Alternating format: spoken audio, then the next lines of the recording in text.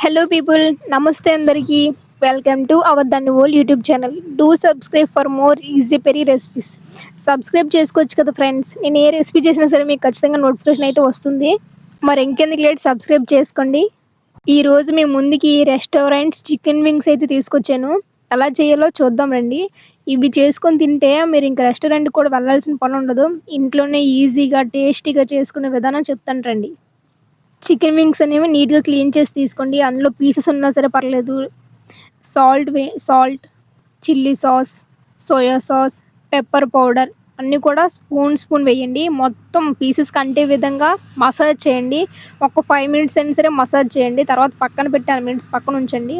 Next ఇందులో 3 table spoon మైదా, 4 table spoon corn flour అంటే మొక్కజొన్న పిండి వేసి పెప్పర్ పౌడర్ వేసి ఎగ్, సాల్ట్ ఇవన్నీ కూడా నీట్‌గా మిక్స్ చేయండి. అసలు ఎక్కడ కూడా ఉండలు లేకుండా ఉండాలి. అలా అయితేనే మన చికెన్ బాగా వస్తదనమాట.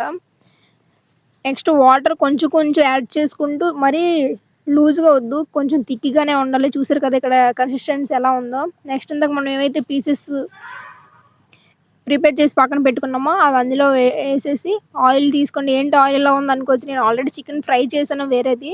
అందుకే ఆయిల్ ఎలా ఉంది. చికెన్ అనేది ఇప్పుడు మీడియం ఫ్లేమ్‌లోనే ఫ్రై చేయాలి.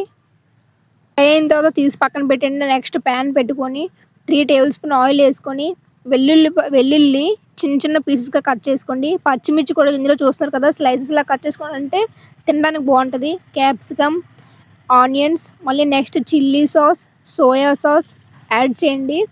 మొత్తం కూడా మిక్స్ చేయండి.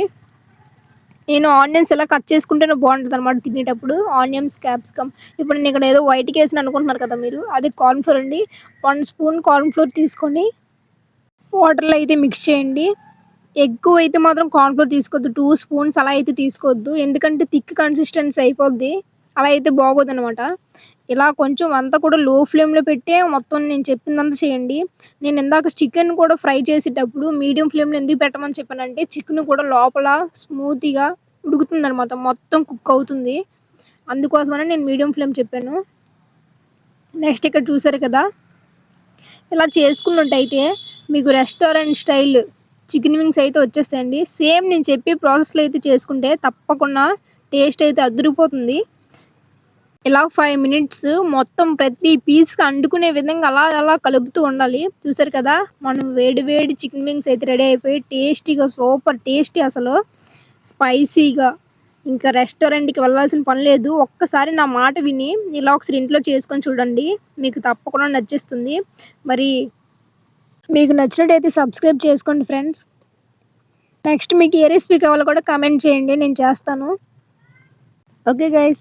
Thank you for watching. By.